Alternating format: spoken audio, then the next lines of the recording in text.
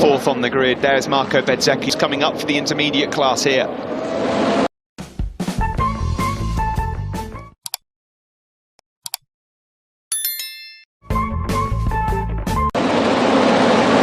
We're racing in Portugal. A really good start from Remy. Bezzecchi takes the lead. Lowe's is high-sided out. Sam Lowe's, the World Championship leader, has high-sided out. Worst possible way. He fluffed the start and then he was a little bit wide. Thankfully, he's back on his feet, but a monster.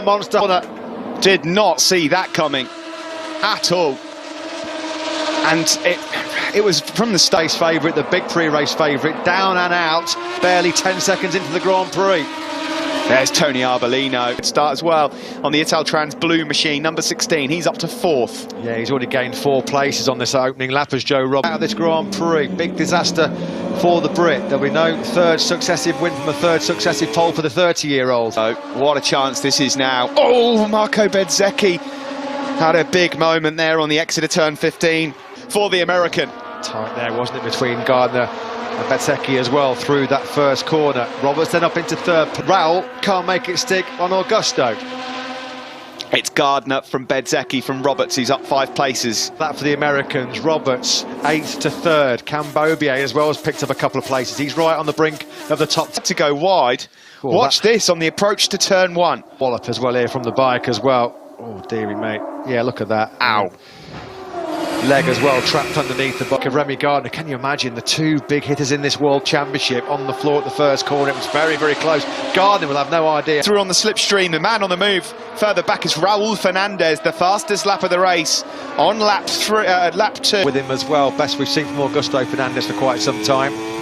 Cameron Bobier is now up into 9th place. He's moved ahead of Sompier. At the moment, it's not all plain sailing. He's managed to get back through on Marco Bezzecchi. Joe Roberts' front end there. He did well to stay. Cannot get anything going at all on that Boscoscura frame. Big crash in qualifying yesterday. And he's all turn 5 has caught out the Spaniard today. Wonderful helicopter shots here of the Moto2 fields. Wow. Back at the front, it's Remy Gardner who has the lead with a train of bikes behind.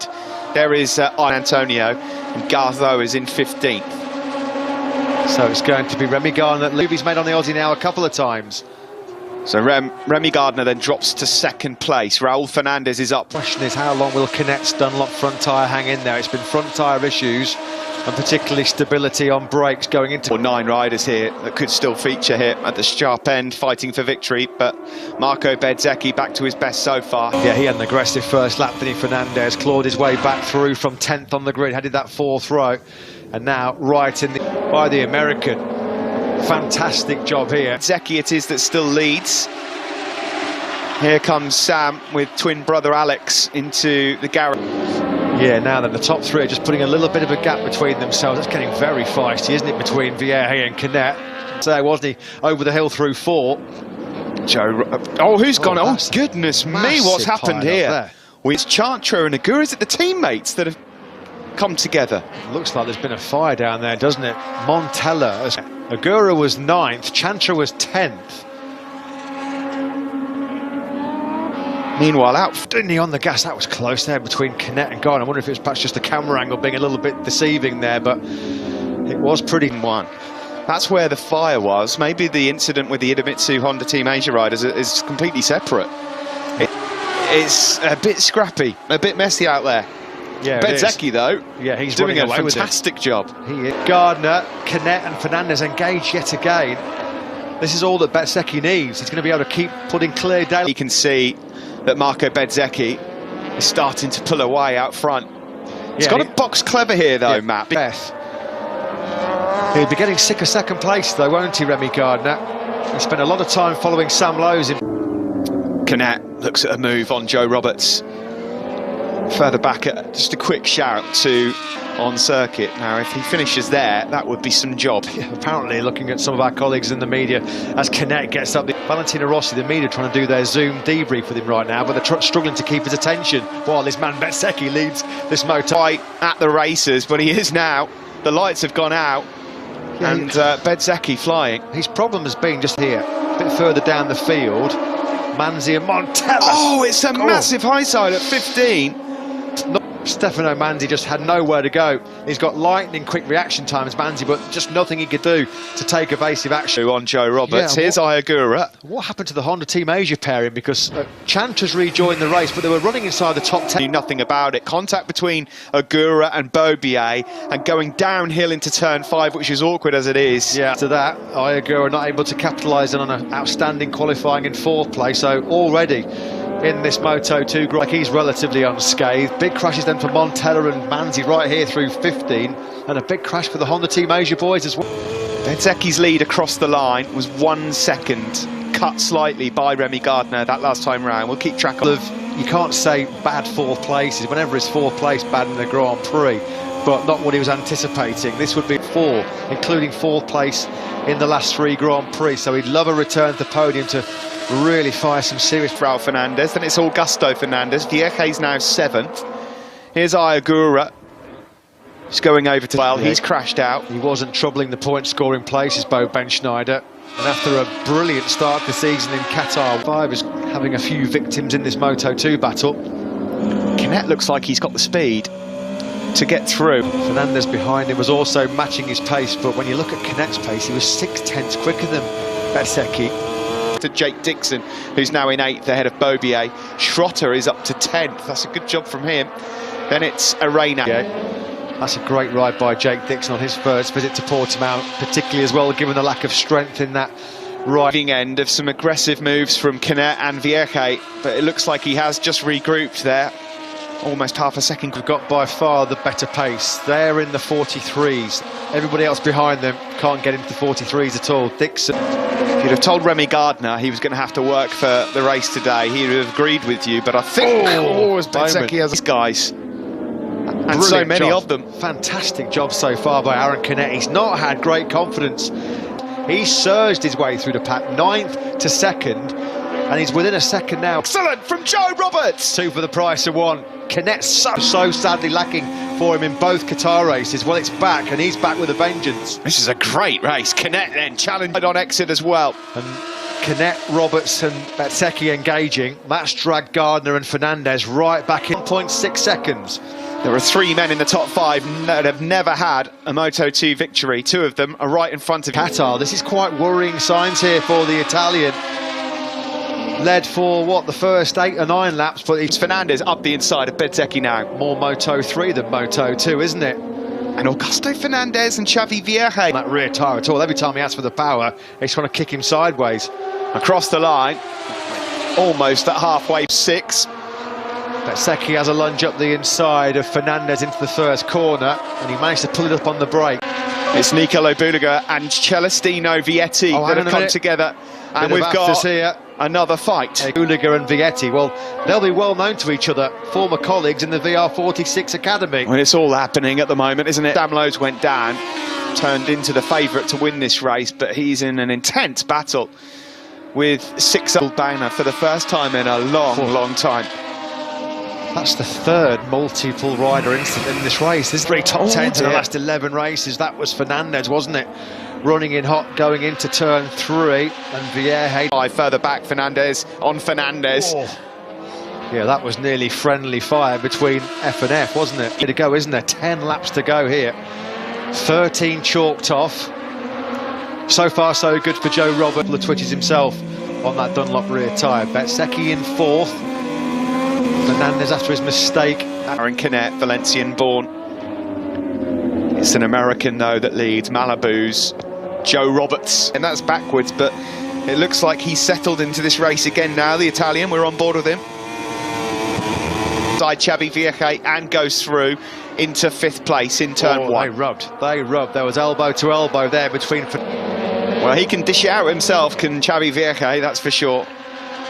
One of the more aggressive riders. Canet. And there's still a long way to go for them to manage that grip, that fading grip. As well, from a personal perspective, could do with the victory. Confidence-wise, it would do him so much good. There's been many people thinking, gosh, Joe, did you make an error?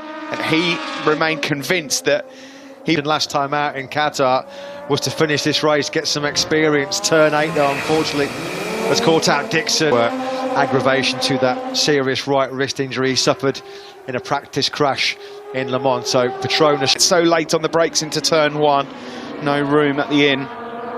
Again though, Canet, he must be getting a track limits warning. Stay there in that second place, keep himself on tabs with Joe Roberts ahead of him. He's having the bigger moments out of all of this group in the... There's Bezzecchi, number 72, up ahead of Raul Fernandez, Vieche and Augusto Fernandez. Gardner was out well wide there as they started the climb up turn 4, and in fact look at that, he's lost 2 places. He's on the big... It's a race that Remy Gardner, of course, if he stays on the machine, will most likely take a championship lead into Jerez, but it is the second time he's gone straight on. You wonder, don't you, if there's maybe an issue with the gear shifter or something? Problem with the shifter, yeah, because Vieche out to the curve.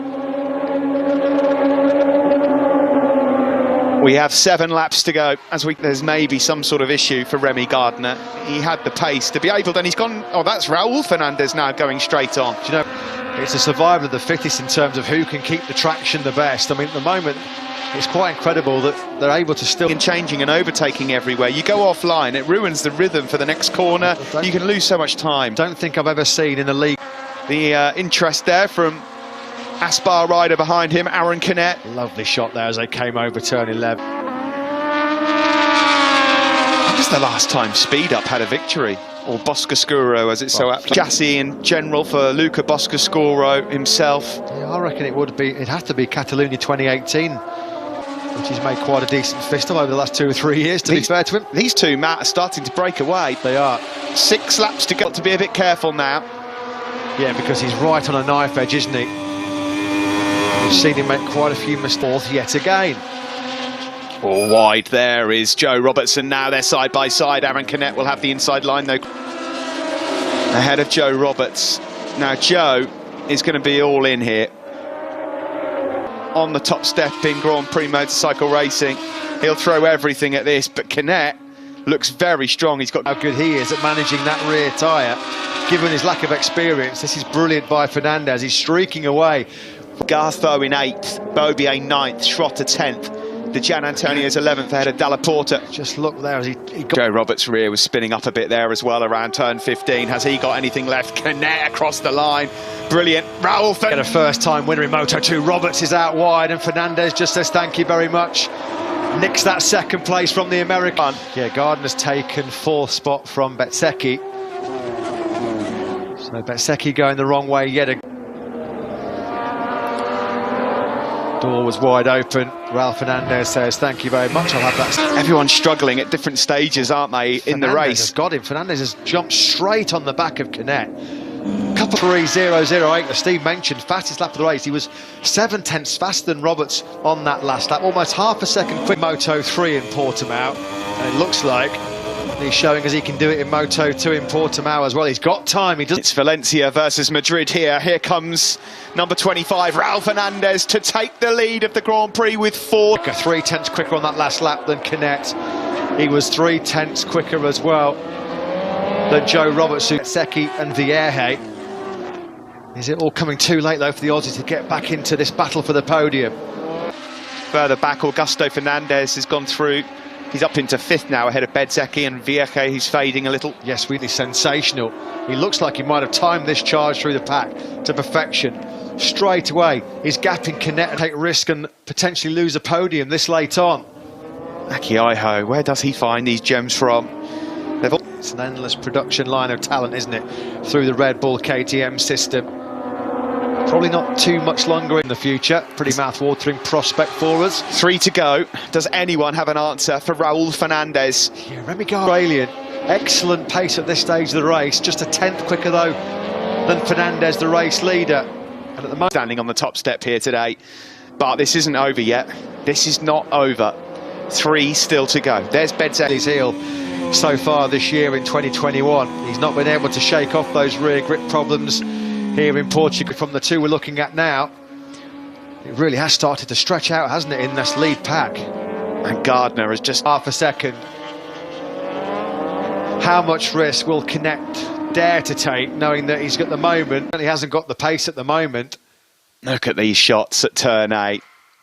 Raul Fernandez, that's a rookie. Just set An unbelievable lap, a Wow. 42.864, the only rider that's got into the 42. Got his head down, he's pulled the pin, and Raul Fernandez is just breaking away here, taking time, hand over fist out charge as well.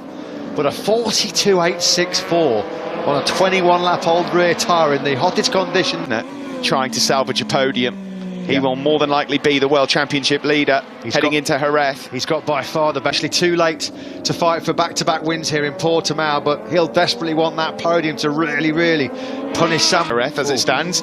Raul Fernandez with the win would be a point behind him. And a DNF for Sam Lowe's, yet going to round, commanding and convincing lead as he heads to start the final lap of this Portuguese Moto2 Grand Prix. It's his race to lose. Another PB lap, that's 3 on the trot. He's now in the 42s. Major pressure coming the way of Canet and Roberts. This young man himself was interested because he feels like he could get second, but Gardner's on top of them both. Canet's a diddy little fella, but he's trying to... One of these three guys are going to be very disappointed. Just in a little bit hot. Canet was abusing that front tyre down the hill. Remy Gardner is going to lunge somewhere. It's so one line here, Steve, so hard to overtake. You've got to feel like it's going to be turn 13. Beautifully done. Lovely. And that's going to give Remy Gardner now a chance to get on top of things as well. He's now up towards Canet. Can Canet retaliate? Roberts wide. Gardner's got both of them, I think. Roberts here, he's going to lose out, but he's now got the inside line back again. Remy Gardner comes to fight back. First victory in Moto2. Canet's got second. Gardner will seize third right at the end.